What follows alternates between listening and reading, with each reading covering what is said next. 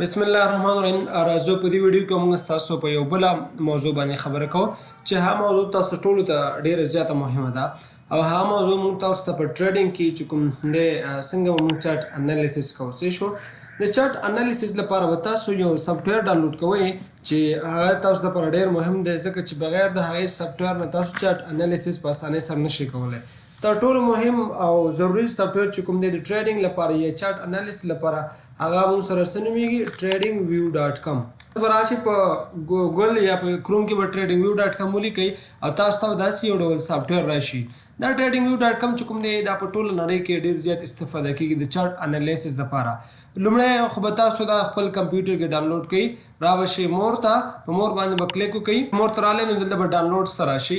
چې ډاونلوډز ته راغلی دلته تاسو ته درې اپشنه درکوي: ډاونلوډ فار وینډوز، ډاونلوډ فار ماکس او ډاونلوډ فار لینکس. څه لپاره ډاونلوډ کوئ؟ نو موږ چې کوم دی دلته وینډوز استفاده کوو، نو راځو ډاونلوډ فار وینډوز باندې موږ کلیک کوو. چې کله موږ ډاونلوډ فار وینډوز باندې کلیک وکړو دې ته موږ انتظار کوو تر څو پورې چې دا موږ سره ډاونلوډ شي. TradingView اپلیکیشن چې کوم دی هغه موږ سره ډاونلوډ شو. څه وشو؟ ډاونلوډ شو. صحیح ده. اوس راځو موږ TradingView اپلیکیشن ډاونلوډ شو. دا به څنګه کوم دی؟ لومړی دا د چارت انالیسس تر ټولو بهترین او غوره اپلیکیشن دی د TradingView. په دې کې موږ د چارت انالیسس کوو. څه شو؟ د هر څه نه مخکې به تاسو دلته راشئ او TradingView کې به ځان ته دلته راشو او TradingView کې به ځان لپاره یو څه انتخاب کړو. کله چې تاسو غواړئ په TradingView کې ځان لپاره څه انتخابولی شي، دې ځای نه ګوره آلس انتخابولی شي. بیا سټاک مارکیټ کې که څوک کار کوي سټاک مارکیټ انتخابولی شي، فنډز انتخابولی شي، فیوچر انتخابولی، فارکس کې څوک کار کوي نو فارکس انتخابولی شي. همدا ډول کوم دی که کرپټو کې څوک کار کوي کرپټو انتخابولی شي او داسې نور هم انتخابولی شي. راځو زموږ ستاسو کار چې د کرپټو کرنسي کې سره دی نو کرپټو کرنسي کې زه یو کوین سرچ کوم. فار ایگزامپل زه ورته BTC ورکوم، بیټکوین USDT. بیټکوین USDT ورکوم، د دې چارت زه اوپن کوم. صحیح ده. ما رالم د بیټکوین USDT چارت مې اوپن کو، دا ما سره د دې چارت شو. څه شو؟ چارت شو. دا موږ ته ډېر ښه په ترتیب سره منظم ډول سره ښیي.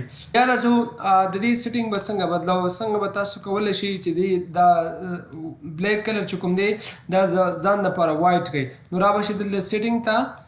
چې کله سیټینګ ته راغلی تاسو سیټینګ کې به کینورس ته راشئ او کینورس کې به چې کوم دی بیکګراونډ کلر چې کوم دی دا ګریډینټ وي او دلته به راشئ دا تاسو وایټ انتخاب کړئ.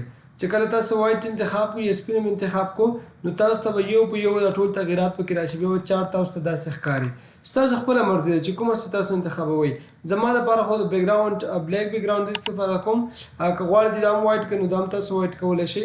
نو د همدې خاطر تاسو ګورئ داسې منظم سپین چارت به درته ښکاري. د هر چا خپله طبع او نظر ده چې کوم ډول چارت استفاده کوي نو هغه کولی شي چې استفاده کړي.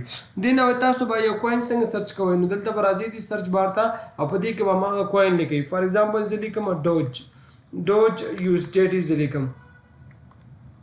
ما ډوج USDT ولیکو، دلته دا سلیکټ کوم. د هغې چې کوم دی کوم چارت دی یا کوم د هغې چارت چې اوس روان دی نو هغه ماته راځي. نو بیا به تاسو د دې باندې انالیسس کوو. څه شو؟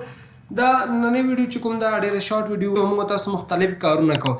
دا زموږ فرست ویډیو د TradingView باره کې چې ما تاسو ته تشریح کړه. په آینده ویډیو کې به انشاءالله د TradingView نور فیچرز نور خصوصیات به زه تاسو تشریح کوم.